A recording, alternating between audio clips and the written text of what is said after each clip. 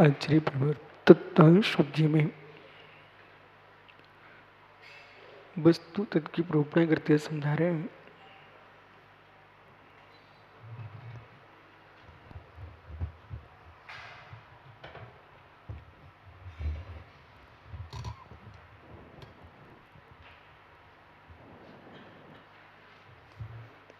शिष्य ने प्रश्न किया, भंते आपने शुभः पुण्यस्य शुभः पापस्य इस सूत्र में कहा कि शुभ आश्रय भी होता है, अशुभ आश्रय भी होता है, लेकिन अभी तक आपने शुभ आश्रय की व्याख्या नहीं की। उस शुभ आश्रय किसके माध्यम से होता है? तो यहां 7वें अध्याय में आचार्य उमा स्वामी मुनि महाराज पुण्य आश्रय की व्याख्या कर रहे हैं। और यथार्थ में जो पुण्य आश्रय के हेतु बता रहे हैं, प्रवृत्ति मूलक, इसका मात्र मतलब एकांश से पुण्य आश्रय ही मात्र होता है ऐसा भी नहीं है। देश संयम का पालन करेगा जीव तो उससे पाप का संवर्ग भी होता है, परंतु प्रधानता आश्रम की दृष्टि से कथन चल रहा है, इसलिए आश्रम की प्रधानता से कथन किया है। यहां देशवती देश संयमी संयमा संयमी जो श्रावक है उसके पुण्याश्रम के साथ साथ अशुभ का संवर्ग भी होता है और शुभ का आश्रम होता है। जहां अशुभ की निवृत्ति होगी वही शुभ में प्रवृत्ति होगी, जहां शुभ में प्रवृत्ति होगी वह नियम से अशुभ की निवृत्ति होगी। ये हमको समझ के चलना है। यहां पर जो अणुवृत्ति है, देशवृत्ति है, उन अणुवृत्तियों के देशवृत्तियों की प्रधानता से कथन कर रहे हैं। प्रत्येक साधक अपनी साधना के मार्ग को सहज आकिंचन सोच आर्जव मार्दव धर्म के साथ पालन करें। आर्जव मार्जव धर्म ये बहुत महत्वपूर्ण है। इनके बिना कोई भी साधक अपनी सच्ची साधना नहीं कर सकता। अपेत केतवा मायाचारी से रहित होकर के साधना करना चाहिए। उस साधना के क्षेत्र में कहीं मायाचारी हो गई तो जो धर्म स्थलों पर आपको सुंदर पुष्प वाटिकाएं मिलती हैं, सुंदर वृक्ष मिलते हैं, नारियल का वृक्ष देखो यहाँ पर कितना फल रहा है, सुपारी के वृक्ष यहाँ पर फल रहे हैं। आप देखो चंद्रपुर जिनालय के उद्यान में, ये कौन जीव है? जिन जीवों ने धर्म कर्म किया, धर्म क्षेत्रों में आकर के घनघोर मायाचारी की, वे जीव उत्तम जाति के वनस्पति बने हुए हैं। श्रीफल उत्तम वनस्पति है, सुपारी बादाम उत्तम वनस्पति है, पीपल आम्र जो लोक में पूज्यता प्राप्त करते हैं, लोक रूप में लोग उनको पूजते हैं, आंवला, ये सब वे ही लोग हैं जिन्होंने घनघोर मायाचारी की धर्म क्षेत्रों में।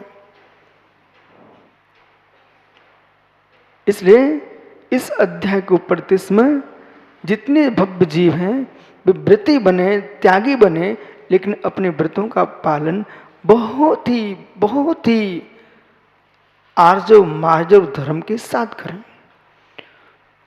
व्रति है क्या? हिंसा नृत्य ब्रह्म परिगर्भ्योर्वृतिर्वृतम,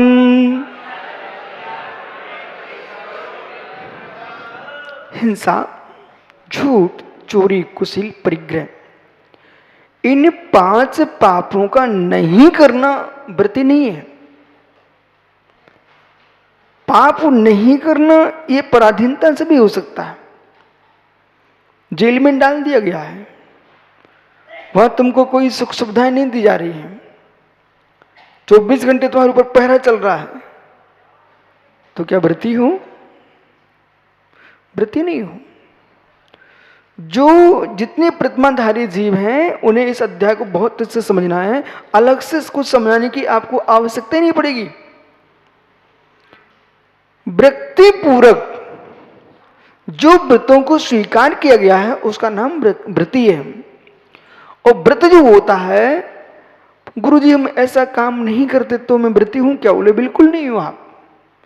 मंद कैसा है, भद्र प्रणाम है, इसलिए आप नहीं कर रहे हो, लेकिन जब आवश्यकता पड़ेगी आप कर लोगे। आवश्यकता पड़ेगी ना तो तुम कर लोगे। कोई व्यक्ति रात्रि भोजन नहीं करता लेकिन उसने कभी छोड़ा भी नहीं आज तक। बोले मैं करता नहीं हूं तो त्याग क्यों नहीं कर देते हो? बोले कहीं आवश्यकता पड़ेगी तो बस यही आश्रम चल रहा है आपको, यह आश्रम तुम्हारा चलेगा। नहीं कर रहे हो मंद कैसा है, लेकिन जो अंतर में बैठा क्या है, आवश्यकता पड़ गई तो वो अनवरत सतत आपको आश्रम कराएगा अशुभ का। इसलिए व्रति नहीं है। इसलिए समंत स्वामी ने कहा है अभिसंधिकृता व्रतम भवति, अभिसंधिकृता व्रतम भवति। जो बुद्धि पूर्वक पापों को छोड़ता है और बुद्धि पूर्वक व्रतों को स्वीकार करता है वही व्रति संज्ञा पाता है। इसलिए गुरु की साक्षी में ही व्रत लेना चाहिए। बोले स्वामी जिनबिंब ऐसा है, कुछ काम भक्ति के लिए जिनबिंब है, जिनबिंब तुमको प्रायश्चित नहीं देगा, जिनबिंब तुमको व्रत समझाएगा नहीं। इसलिए गुरु का स्थान गुरु का है, भगवान का स्थान भगवान का है। कदाचित जहां नहीं है, गुरु है ही नहीं है, संभावना नहीं है, आपके व्रत के परिणाम बढ़ रहे हैं, आप अनंत की साक्षी में आपने व्रत ले लिया है, लेकिन जब भी गुरु मिलेंगे उनके चरणों में जाके निवेदन करना। ये छोटे मोटे व्रतों की बात कर रहे हैं, लेकिन जिसको अनुव्रत और महाव्रत धारण करना है वो गुरु के चरणों में ही लेगा। दूसरी बात, आप तीर्थंकर का दृष्टांत मत देना, आप तीर्थंकर नहीं हो।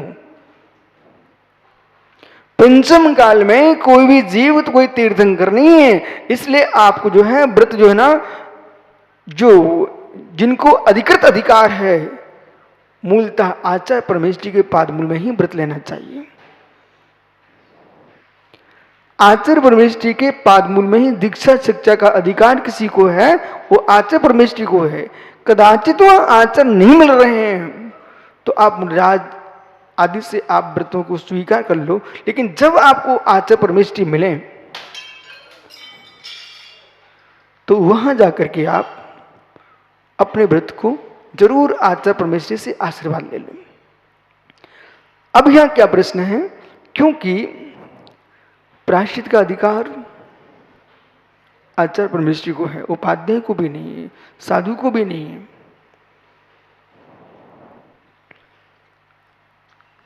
एकमात्र आचार्य परमेष्ठी प्रायश्चित देते। जितने उपसंग हैं बाहर, उन संघ में जितने साधु हैं वे सब प्रायश्चित तो यहीं से लेते हैं। भले आस्तिक सागर ने एक शिष्य बना लिया है, लेकिन उसका प्रायश्चित भी यहीं से होता है। इसलिए राजमार्ग जो है वो मार्ग यही है कि शीघ्रता से मोक्ष मार्ग जो है भावुकता का मार्ग नहीं है। मोक्ष मार्ग जो है भावुकता का मार्ग नहीं है। जिस जीव को गृह त्याग करके संयम धारण करने परिणाम हो रहे हैं, एक बार इस बात का अनुभव करें कि हम घर छोड़ने के लिए तैयार हुए हैं, इसकी भावुकता ना बरतें। ये भी देखें जहां मैं संयम धारण करने जा रहा हूं स्थायित्व है कि नहीं, स्थायित्व है कि नहीं, और जहां मेरा जीवन निर्वाह होगा कि नहीं होगा, मोक्ष मार्ग हमारा प्रशस्त चलेगा कि नहीं चलेगा। ऐसा भी मत करना हो वहां दीक्षा नहीं मिल रही है तो कहीं भी जाके ले लूं। थोड़ा धीर रखिए, धीर रखिए, और धीर रख करके स्थायित्व को देकर के संयम को स्वीकार करना।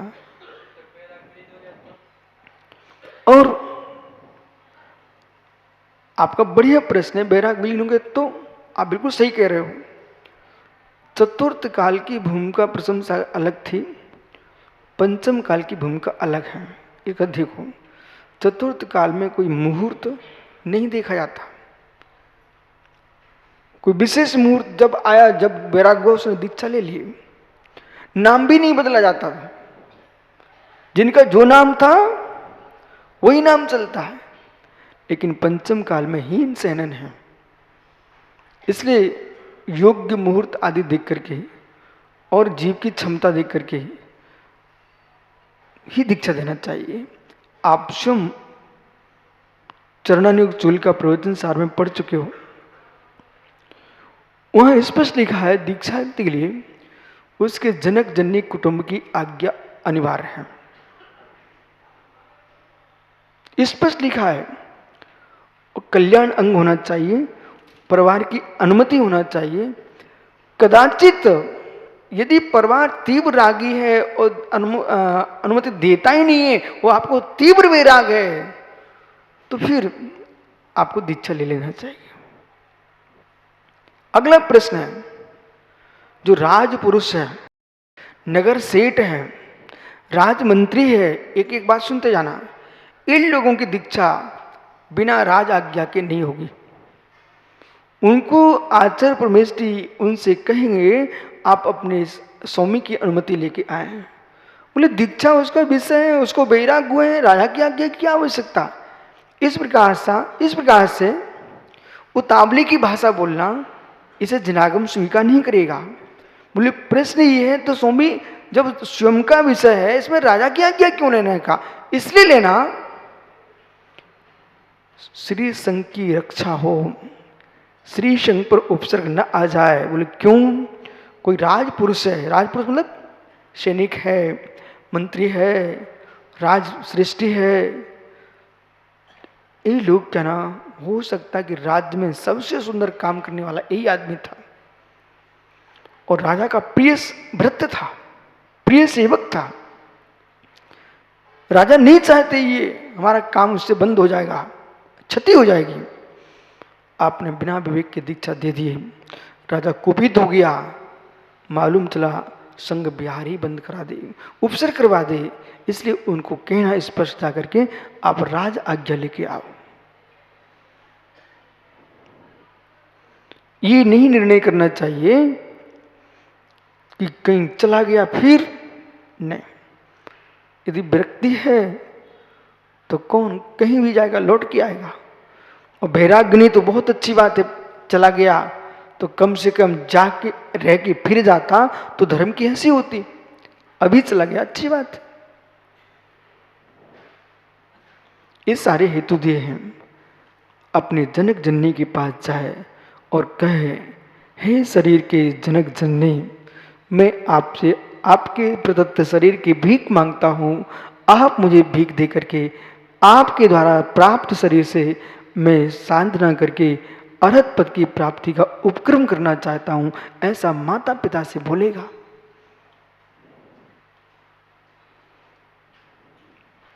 और प्रसन्न होके अनुमति लेकर के दीक्षा लेगा तो दीक्षार्थी के मन में कभी संकल्प विकल्प नहीं आएगा, संतुष्ट है। और बलात् करेगा तो जब जो उसका मन शांत होगा तब तो उसके मन में कुटुंब दिखाई देगा। जिसके सिर पर ऋण रखा है वो दीक्षा बाद में ले, पहले ऋण चुका के आए। अथवा जिसका धर्म किसी दूसरे के पास है, या तो अपना लेके आए या फिर उसका पूर्ण विकल्प छोड़ के आए।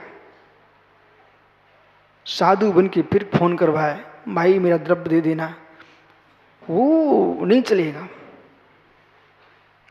जब तुमने छोड़ा ही है सब कुछ तो यही मान लो एक हिस्सा उसी का भी है, बेटे को जैसे दिया है उसको भी छोड़ दो।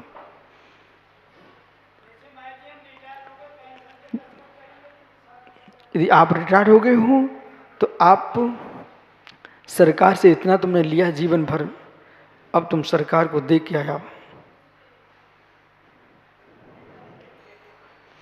नहीं तो मालूम चला हर समय तुम सर दस्तखत ही करते रहोगे। पर ये विश्वास रखना अर्थ अनर्थ की जड़ है।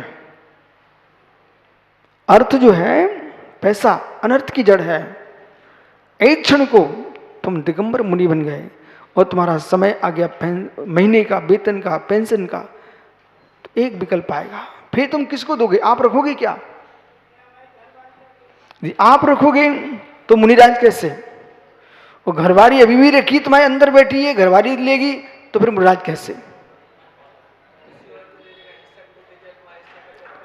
इसलिए एक निर्णय ये होना चाहिए प्रसन्न सागर जी, ये तो उसी समय जब तुम्हारी दीक्षा हो रही थी वहीं सब काम करके आते, इकट्ठा निकलवा लेते और समाप्त, और उसे धर्म काम में लगा देते। और अन्यथा यदि आप ऐसा कहती हो कि फिर वो गलत काम में चलेगा, तो मित्र इस बात का ध्यान रखना, फिर तुम पानी नहीं पी पाओगे। इतने गहरे में जाओगे, इतने गहरे में जाओगे, तब मेरा आपसे प्रश्न है, आप पानी पीते हो, माँ जो श्रावक ने प्राशुक दिया पी लेते हो, लेकिन आपने कहा कौन से कुएं से लेके आए हो, उसमें कितनी मछलियां थी, कितने मेढक थे, कितने कछुए थे, उनने जन्म लिया था, वो प्रसूति का रक्त उसमें पड़ा था, उसमें मेढक मरे भी थे, उनकी लाश सड़ी भी थी। अब बताओ तुम कौन सा पानी पियोगे?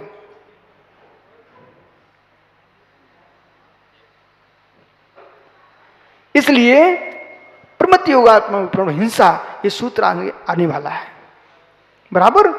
तो ये आपको ध्यान करना पड़ेगा, अन्यथा आपके ही वचनों से आप मीमांसक की पुष्टि करा दोगे। मीमांसक दर्शन है, देखो ध्यान रखना, तुम यहां कमरे में बैठे साधना कर रहे हो, ये मत सोचो कि लोग मेरे बारे में कुछ नहीं सोच रहे,